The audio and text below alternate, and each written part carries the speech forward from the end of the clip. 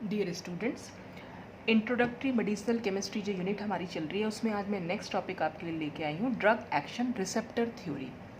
अब ये drug action receptor theory क्या है?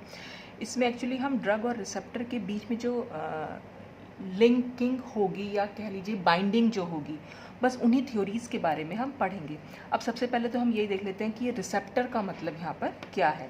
तो a drug receptor is a specialised target macromolecule that binds a drug, यानी कि ड्रग को जिसके साथ हमें जब ये बॉडी के अंदर जाएगी तो एक टारगेट मैक्रोमोलिक्यूल होता है, वहाँ पर ये जाकर उससे जुड़ जाती है, ठीक है, वहाँ पर जाकर ये बाइंड होएगी एंड मेडिएट्स इट्स फार्माकोलॉजिकल एक्शन। और उसके बाद इसके फार्माकोलॉजिकल एक्शन मतलब जो औषधीय गुण जिसको हम कह सकते हैं या औषधीय कार्य जो होते हैं ड्रग के, यानी कि बॉडी के अंदर जाकर बॉडी में क्या क्या चेंजेस आएंगे वो हमारे कहलाते हैं फार्माकोलॉजिकल एक्शन। तो ड्रग रिसेप्टर एक मैक्रोमोलिक्यूल है जिससे जाकर ड्रग बाइंड होती है और उसके बाद अपने फार्माकोलॉजिकल एक्शन को दिखाती है। दीज रिसेप्टर्स में बी एंजाइम, न्यूक्लिक एसिड और प्रोटीन्स। और ये रिसेप्टर्स क्या हो सकते हैं? एंजाइम्स हो सकते हैं, न्यूक्लिक एसिड और प्रोटीन्स हो सकते हैं। ये हमने बात की थी जब हमने ड्रग डिज़ाइनिंग की बात की थी, अपनी पहली यूनिट का जो फर्स्ट पार्ट था, तो उसमें हमने टारगेट मॉलिक्यूल की जो बात की थी। तो जो वो टारगेट मॉलिक्यूल होते हैं एक्चुअल में यहाँ पर हम उन्हें रिसेप्टर्स बोल दे रहे हैं। तो 10 receptor is a binding site present on the cell surface. तो यानी कि सेल की सरफेस पर प्रेजेंट एक बाइंडिंग साइट होती है रिसेप्टर, यानी कि ड्रग को इस रिसेप्टर से जाकर जुड़ना होता है, ठीक है। और ये जो बाइंडिंग साइट होती है ये बनी हुई होती है made up of enzymes, protein और nucleic acids where a ligand can bind, जहाँ पर जाकर कि लीगेंड बाइंड हो सकता है। लीगेंड का मतलब यहाँ पर ड्रग से है कि ऐसा मॉलिक्यूल जो मतलब ड्रग मॉलिक्यूल जो कि रिसेप्टर से जाकर बाइंड हो सके उसको हम लीगेंड कह दे रहे हैं। तो ड्रग बॉडी के अंदर जाकर जिस मैक्रो मॉलिक्यूल से जाकर अटैच्ड होती है या बाइंड होती है और उसके बाद अपना फार्माकोलॉजिकल एक्शन दिखाती है, यानी उसके बाद बॉडी में चेंजेस लाती है, तो उसको हम रिसेप्टर बोल देते हैं। The binding between receptor and ligand can be specific and reversible. तो ये जो बाइंडिंग होती है रिसेप्टर और लीगेंड के बीच में या रिसेप्टर और ड्रग के बीच में, ये बहुत ही स्पेसिफिक होती है और रिवर्सिबल होती है। अ लीगेंड में एक्टिवेट और इनएक्टिवेट अ रिसेप्टर। तो जो लीगेंड होता है यानी कि जो ड्रग होती है हमारी, वो रिसेप्टर को एक्टिवेट भी कर सकती है और इनएक्टिवेट भी कर सकती है। एक्टिवेशन में इंक्रीज और decrease a particular cell function, और इस एक्टिवेशन से उस पर्टिकुलर सेल फंक्शन का, सेल का जो फंक्शन है वो इंक्रीज भी कर सकता है और डिक्रीज भी कर सकता है।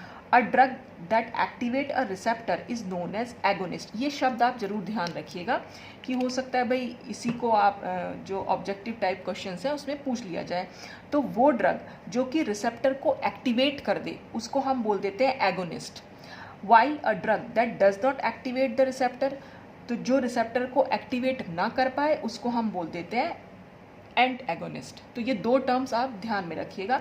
तो ड्रग का काम है अंदर जाकर रिसेप्टर को एक्टिवेट, या तो एक्टिवेट करेगी या वो इनएक्टिवेट करेगी, मतलब एक्टिवेट नहीं कर पाएगी। तो अगर एक्टिवेट कर पाएगी तो ऐसी ड्रग को हम एगोनिस्ट बोलेंगे, अगर एक्टिवेट नहीं कर पाएगी तो हम उसे एंटेगोनिस्ट बोलेंगे। Different types of binding forces that में exist in drug receptor interactions are. तो जो ड्रग और रिसेप्टर के बीच में जो बाइंडिंग फोर्सेस हैं, भाई ड्रग और रिसेप्टर जुड़ेंगे तो किसी ना किसी फोर्सेस के थ्रू तो जुड़ेंगे ही आपस में। तो जो वो बाइंडिंग फोर्सेस हैं वो क्या क्या हो सकते हैं? वो कोवलेंट बॉन्ड हो सकते हैं, आयनिक बॉन्ड हो सकता है उनके बीच में, हाइड्रोजन बॉन्ड हो सकते हैं, या वॉन्डर वॉल्स इंटरेक्शंस हो सकते हैं। तो ये ड्रग एक्शन रिसेप्टर में सबसे पहले ये समझाया गया कि ड्रग और रिसेप्टर के बीच में कौन से बाइंडिंग फोर्सेस हैं और किस तरह से वो बाइंड हो रही है। अब इसके बाद हम ये कुछ थ्योरीज पढ़ेंगे ड्रग और रिसेप्टर के बाइंड होने की। तो इसमें जो सबसे पहली थ्योरी आती है दैट इज थ्योरी, मतलब थ्योरीज ऑफ ड्रग एक्शन हम पढ़ने जा रहे हैं। इसमें पहली थ्योरी है occupation theory. This theory was developed by Clark and Gaddum. Clark और गैडम ने दी थी, and also called template theory. इस थ्योरी को हम टेम्पलेट थ्योरी भी बोल देते हैं। In this theory, the receptor ligand interaction is considered to be a bimolecular interaction. इस थ्योरी के अकॉर्डिंग जो रिसेप्टर और लिगेंड के बीच का इंटरेक्शन है उसे बाई मॉलिकुलर इंटरेक्शन माना गया। अब बाई मॉलिकुलर किस तरह से बोला गया इसको, क्योंकि हमने ले लिया एक रिसेप्टर का मॉलिक्यूल और एक मॉलिक्यूल ले लिया हमने लिगेंड का, तो कुल मिलाकर क्योंकि हमारे पास दो मॉलिक्यूल हो गए इसलिए हम इसको बाई मॉलिकुलर इंटरेक्शन बोल रहे हैं। In which the receptor ligand complex is responsible for the generation of the biological effect. देखिए बॉडी में हमने ड्रग ली, ड्रग ने जाकर रिसेप्टर के साथ एक कॉम्प्लेक्स बनाया और बस वो ड्रग और रिसेप्टर जब कॉम्प्लेक्स बन जाता है उसके बाद ड्रग का फार्माकोलॉजिकल इफेक्ट इंट्रोड्यूस होता है बॉडी में, यानी उसके बाद हमारी बॉडी में कोई चेंज आ जाता है। तो Clark assumed that the effects of a drug were proportional to the fraction of receptors occupied by the drug. अब यहाँ पर क्लार्क जो थे उन्होंने ये माना कि किसी ड्रग का इफेक्ट डिपेंड करता है कि उस ड्रग से कितने ज़्यादा से ज़्यादा रिसेप्टर्स मॉलिक्यूल्स जुड़ जाएं। ठीक है, यही यहाँ पर लिखा है कि effect of a drug work proportional to the, मतलब ड्रग का इफेक्ट जो है प्रपोर्शनल है, किसके प्रपोर्शनल है कि ड्रग में कितने ज़्यादा रिसेप्टर्स जो हैं वो जुड़े हुए हैं। तो ड्रग में जितने ज़्यादा रिसेप्टर्स जुड़े हुए होंगे उस ड्रग का इफेक्ट उतना ज़्यादा होगा। तो consequently for a maximal effect the drug has to occupy all the receptors. तो अगर ड्रग को अपना मैक्सिमम इफेक्ट बॉडी में शो करना है तो उसे ज़्यादा से ज़्यादा रिसेप्टर्स अपने अंदर लेने होंगे। ठीक है, in Clark's theory the agonist interacts in a reversible way with the receptor. तो क्लार्क ने बताया कि जो एगोनिस्ट होते हैं यानी कि जो ड्रग्स रिसेप्टर्स को एक्टिवेट कर देती हैं वो जो है रिवर्सिबल वे में रिसेप्टर के साथ बाइंड हो जाती हैं। एंड द फॉर्म्ड कॉम्प्लेक्स, जो हमारा फॉर्म्ड कॉम्प्लेक्स कौन सा बनेगा, ड्रग और receptor complex, gives rise to the effect. यानी कि देखिए क्या होगा बॉडी में, ये एगोनिस्ट के लिए ए लिखा गया यानी ये ड्रग है, आर फॉर रिसेप्टर है। तो ड्रग और रिसेप्टर के बीच में इंटरेक्शन हुआ, दोनों के बीच में बाइंडिंग हुई, उस बाइंडिंग होने से हमारा एक कॉम्प्लेक्स बन गया जिसको हम बोल रहे हैं ड्रग रिसेप्टर कॉम्प्लेक्स। हमने इसको ए आर से दिखाया, A for agonist, R for receptor. और जैसे ही ये कॉम्प्लेक्स बनता है फिर ये बॉडी के अंदर फार्माकोलॉजिकल इफेक्ट को शो करता है, यानी ड्रग अपने औषधीय गुण बॉडी में दिखाती है या बॉडी में कुछ चेंजेस लाती है। ठीक है, अब ये जो हमारा एक हमने यहाँ एक रिएक्शन टाइप से दिखा रखा है, यानी जो ऑक्यूपेशन थ्योरी है वो लॉ ऑफ मास एक्शन को फॉलो करती है। लॉ ऑफ मास एक्शन आप लोगों ने 12th क्लास में पढ़ा भी होगा। इसमें क्या होगा, इन इक्विलिब्रियम पर the rate of the forward reaction of an agonist A reversibly bound to its receptor R is proportional to the concentration of A and R and the proportionality constant is denoted by K1। देखिए आपने कोई भी chemical reaction पढ़ी और अगर आपसे कहें कि वहाँ पर लॉ ऑफ मास एक्शन लगाएं तो वो बहुत ईजी होता है। अगर हम देखिए यहाँ से यहाँ चल रहे हैं यानी A प्लस आर से ए आर बन रहा है तो इसका मतलब हम फॉरवर्ड डायरेक्शन में चल रहे हैं, तो ये हो जाएगी फॉरवर्ड रिएक्शन। ठीक है, और अगर हम ए आर से मतलब अगर ये दोनों एसोसिएट होकर ए आर बना रहे हैं तो वो फॉरवर्ड डायरेक्शन हो गई, और अगर ये ए आर डिसोसिएट होकर यानी टूट कर ए और आर बना रहा है तो इसका मतलब ये बैकवर्ड रिएक्शन हो गई। तो अगर हमें रेट निकालना है फॉरवर्ड रिएक्शन के लिए तो rate of forward reaction depend किस पे करेगा, इस ए की कॉन्सेंट्रेशन पर और इस आर की कॉन्सेंट्रेशन पर। जितना इन दोनों का कॉन्सेंट्रेशन ज़्यादा होगा उतना ज़्यादा जो है रेट फॉरवर्ड डायरेक्शन में, मतलब उतना ज़्यादा रिएक्शन जो है फॉरवर्ड डायरेक्शन में जाएगी, यानी उतना ज़्यादा रेट इंक्रीज करेगा। भाई ये दोनों की कॉन्सेंट्रेशन जितनी ज़्यादा होगी उतनी जल्दी जल्दी एक दूसरे से मिलेंगे, जितनी जल्दी एक दूसरे से बाइंड होंगे उतनी जल्दी ये कॉम्प्लेक्स बनाएंगे। तो रेट जो है फॉरवर्ड डायरेक्शन का डिपेंड करता है इन दोनों पर, यानी इनके प्रपोर्शनल होता है। जैसे हम इसको यहाँ पर दिखा सकते हैं कि rate of forward direction proportional हम दिखा देंगे ए की कॉन्सेंट्रेशन को हम हमेशा स्क्वायर ब्रैकेट में दिखाते हैं और ये हो गया आर। ठीक, और अगर हम ये कॉन्सेंट्रेशन का साइन हटाएंगे तो यहाँ पर जो है एक हम कांस्टेंट लगा देंगे जिसको हम K1 से दिखा सकते हैं। तो ये हो जाएगा हमारा रेट ऑफ एसोसिएशन या रेट ऑफ फॉरवर्ड रिएक्शन। तो हम यहाँ पर रेट ऑफ एसोसिएशन लिख दे रहे हैं, या आप इसको रेट ऑफ फॉरवर्ड रिएक्शन भी लिख सकते हैं। तो वो हमारा इस तरह से आ जाएगा कि प्रोपोर्शनलिटी साइन हटाया और उसकी जगह हमने कांस्टेंट लगा दिया K1। ठीक, अब अगर हमें निकालना है रेट ऑफ डिसोसिएशन, तो रेट ऑफ डिसोसिएशन से मतलब है उल्टा चल रहे हैं, यानी कि ये जो है टूट रहा है, ए आर कॉम्प्लेक्स जो है टूट रहा है, टूट के क्या बना रहा है, ए और आर बना रहा है। तो इसका रेट ऑफ डिसोसिएशन किस चीज़ पर डिपेंड करेगा, इस ए आर कॉम्प्लेक्स की कॉन्सेंट्रेशन पर। जितना इसका कॉन्सेंट्रेशन ज़्यादा होगा, कॉन्सेंट्रेशन से मतलब आप समझ लीजिए बहुत मोटी मोटी भाषा में मात्रा, कि जितनी इसकी ज़्यादा मात्रा होगी उतना ज़्यादा ये टूटेगा। तो अब अगर हमें रेट ऑफ डिसोसिएशन निकालना है तो हम उसको कैसे शो कर सकते हैं, देखिए similarly the rate of backward reaction in which A R complex dissociates again is proportional to the concentration of the A R complex. तो रेट ऑफ डिसोसिएशन किसके प्रोपोर्शनल होगा, ए आर के। फिर हम प्रोपोर्शनलिटी साइन हटाएंगे और दूसरा हम एक यहाँ पर कांस्टेंट लगा देंगे K2।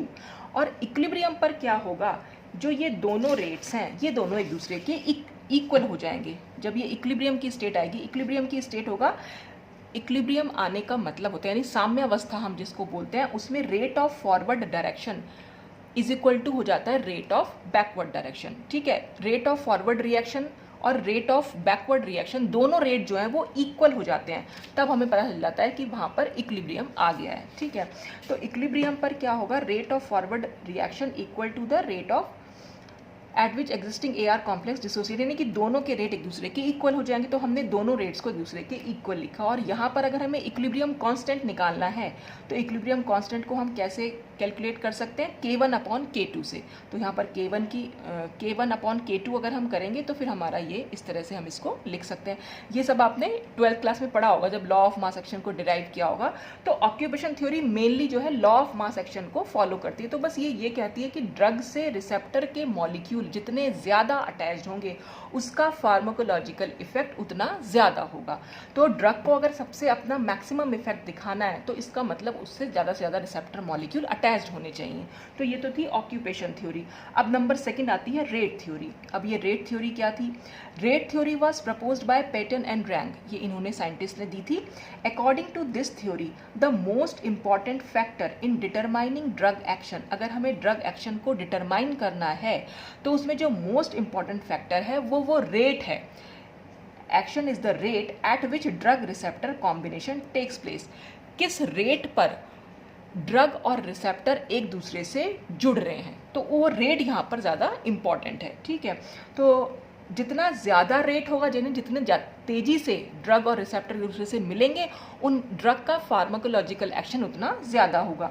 तो this theory states that the pharmacological activity of drug depends upon the rate of association and dissociation of drug with receptor.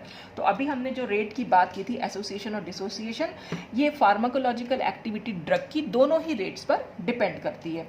In case of agonist, यानी कि ऐसी ड्रग जो रिसेप्टर को एक्टिवेट कर सके उनको हम एगोनिस्ट बोलते हैं। तो एगोनिस्ट के केस में क्या होगा, rate of association as well as dissociation is faster, दोनों ही रेट जो है वो फास्टर होते हैं। While an antagonist the rate of association is fast but dissociation is slow. पर एंटागोनिस्ट के केस में क्या होगा, रेट ऑफ एसोसिएशन फास्ट होता है, रेट ऑफ डिसोसिएशन स्लो होता है। तो ये रेट थ्योरी थी जो मेनली रेट पर ही डिपेंडेंट थी, कि वो बोलती थी कि ड्रग और रिसेप्टर जितना तेज़ी से जिस रेट पर वो एक दूसरे से अटैच्ड हो रहे हैं, बस उस रेट पर वो ड्रग की फार्माकोलॉजिकल एक्टिविटी डिपेंड कर रही है। तो ये था रेट थ्योरी के बारे में। अब इसमें लास्ट थ्योरी और आती है, that is induced fit theory. अब ये इंड्यूस्ड फिट थ्योरी क्या है, induced fit theory, this theory was proposed by Koshland, ये कोशलैंड ने दी थी to give explanation for the action of enzymes and substrates. Enzyme और सबस्ट्रेट्स के एक्शन को एक्सप्लेन करने के लिए ये थ्योरी दी गई थी। यहाँ पर हम एंजाइम्स जो है रिसेप्टर के लिए यूज़ कर रहे हैं और सबस्ट्रेट जो है वो ड्रग के लिए यूज़ कर रहे हैं। ठीक है, जैसे हमने एंजाइम सबस्ट्रेट थ्योरी पढ़ी थी, लॉक एंड की थ्योरी पढ़ी थी कि भाई एक पर्टिकुलर लॉक के लिए एक पर्टिकुलर की होती है, यानी कि एक ताले के लिए उसकी एक ही चाबी होती है, वो दूसरी चाबी से नहीं खुल सकता। ऐसे ही एक पर्टिकुलर एंजाइम के लिए एक पर्टिकुलर सबस्ट्रेट होगा या एक पर्टिकुलर रिसेप्टर के लिए एक पर्टिकुलर ड्रग होगी, तो वो ड्रग और रिसेप्टर ही आपस में कंबाइन कर पाएंगे। अब आगे क्या एक्सप्लेन करती है ये, it explain that the receptor यानी कि जो एंजाइम है need not necessarily exist in the same conformation that is required to bind the drug. देखिए हम जो बात कर रहे हैं ड्रग और रिसेप्टर के बाइंड होने की, ठीक है। जैसे सपोज यहाँ पर ये ड्रग है, ये हमारा रिसेप्टर है, इन दोनों को बाइंड होना है। और एंजाइम सबस्ट्रेट थ्योरी में क्या था कि एंजाइम की एक पर्टिकुलर शेप थी और ड्रग की भी एक पर्टिकुलर शेप थी। यानी यहाँ पर एंजाइम हम रिसेप्टर को मान रहे हैं और ड्रग के लिए हम सबस्ट्रेट वर्ड यूज़ कर रहे हैं। तो ये कह रहा है कि ज़रूरी नहीं है कि शुरुआत से इसकी शेप वही हो जिस शेप के साथ ये इंटरैक्ट कर सकते हैं। सपोज हमारा एक एंजाइम हमने ऐसे ले रखा है, ये कुछ इस शेप में ले रखा है, ये हमारा एंजाइम है या हम जिसको रिसेप्टर बोल दे रहे हैं। तो इसके साथ कौन सी ड्रग इंटरैक्ट कर पाएगी जिसकी शेप कुछ इस तरीके की होगी। तो क्यों होगा ये, ताकि एक दूसरे के अंदर चले जाएं। जैसे कि हमारा फिर कॉम्प्लेक्स एंजाइम सबस्ट्रेट कॉम्प्लेक्स कैसे बन जाएगा, ये कुछ इस तरीके से बन जाएगा। ठीक है, तो ये थ्योरी ये कहती है कि ज़रूरी नहीं है कि शुरुआत से रिसेप्टर की शेप कुछ ऐसी ही हो। इस ड्रग के लिए हो सकता है ये शेप कुछ इस तरीके की हो, ये ऐसे करके, ठीक है। लेकिन जैसे ही ये ड्रग मॉलिक्यूल इससे इंटरैक्ट करने आए, इसकी शेप जो है इस तरीके की हो जाए ताकि ये इसके साथ इंटरैक्ट कर सके, यानी ये दोनों एक दूसरे के साथ कंबाइन कर सके। क्योंकि इन दोनों को अगर कंबाइन होना है तो दोनों की शेप एक दूसरे के कॉम्प्लीमेंट्री होनी चाहिए। कॉम्प्लीमेंट्री से मतलब जैसे एक पर्टिकुलर ताला एक पर्टिकुलर चाबी से ही खुल सकता है, ऐसे एक पर्टिकुलर ड्रग एक पर्टिकुलर रिसेप्टर से ही जो है ज्वाइन हो सकती है। वो उसके कन्फॉर्मेशन में या उसकी शेप पर डिपेंड करता है। तो तब तो ये अच्छे से जुड़, क्योंकि शेप इसके लिए यही होनी चाहिए। लेकिन ज़रूरी नहीं है, ये थ्योरी ये बोलती है कि ज़रूरी नहीं है कि इसकी शेप ऐसी ही हो सकता है इसकी शेप कुछ इस तरीके की हो। लेकिन जैसे ही ड्रग इसके पास आए, जिस ड्रग को इससे जुड़ना है, वो ड्रग जैसे ही इसके पास आए वो ये इसकी शेप में चेंज कर दे, यानी इसकी शेप को इंड्यूस्ड फिट का मतलब इसने इसकी शेप को चेंज कर दिया इस तरीके का ताकि ये ड्रग इसमें फिट हो सके। तो इसलिए हम इसको इंड्यूस्ड फिट बोल देते हैं। इस ड्रग ने इस रिसेप्टर को प्रेरित कर दिया इस शेप में आने के लिए ताकि ये इसमें फिट हो जाए। तो बस यही इसका कहने का मतलब है कि ज़रूरी नहीं है कि वो पहले से ही उसका वैसा कन्फॉर्मेशन हो जो कि ड्रग को बाइंड होने के लिए चाहिए। लेकिन as the drug approaches the receptor, जैसे जैसे ड्रग रिसेप्टर को अप्रोच करती है यानी उसके पास आती है, a conformational change is induced for binding, तो उसमें वो चेंजेस होने शुरू हो जाते हैं बाइंडिंग के लिए, विच इनिशिएट्स द फार्माकोलॉजिकल एक्टिविटी, और जो फिर फार्माकोलॉजिकल एक्टिविटी को इनिशिएट कर देते हैं। यानी कि जब ये शेप हमारी मतलब जब ये दोनों एक दूसरे से जुड़ जाएंगे, जब ये हमारा कॉम्प्लेक्स बन जाएगा, उसके बाद ये अपने फार्माकोलॉजिकल इफेक्ट दे देगी। तो ये इस तरीके से जुड़ने के लिए क्या होता है कि ये थ्योरी बस यही बोलती है कि स्टार्टिंग से ज़रूरी नहीं है कि एंजाइम की या रिसेप्टर की शेप ऐसी हो। बस ये ड्रग जैसे ही इसको अप्रोच करती है, ये इसको कन्फॉर्मेशन में चेंज लाने के लिए इंड्यूस करती है कि भाई अब अपनी शेप को चेंज कर लो। तो ये चेंज इस तरीके का होता है ताकि ये ड्रग इसमें फिट बैठ जाए और उसके बाद अपने फार्माकोलॉजिकल इफेक्ट को दिखा सके। फॉर एग्जाम्पल एसिटाइल कोलिन, ये एक ड्रग होती है जो एसिटाइल को एंजाइम ए और कोलिन से मिलकर बनी हुई है, में interact with the regulating protein, ये इंटरैक्ट करती है रेगुलेटिंग प्रोटीन से and alter the normal forces, और उन नॉर्मल फोर्सेस को चेंज कर देती है, that stabilises the structure of a protein, जो प्रोटीन के स्ट्रक्चर को स्टेबलाइज करते हैं, and thereby producing a rearrangement in membrane structure, और ऐसा करके ये मेम्ब्रेन स्ट्रक्चर में एक रीअरेंजमेंट को प्रोड्यूस करती है, and a consequent change in its ion regulating property, और जिसके फलस्वरूप हमें इसकी आयन रेगुलेटिंग प्रॉपर्टी में चेंज देखने को मिलता है। तो ये थी इंड्यूस्ड फिट थ्योरी।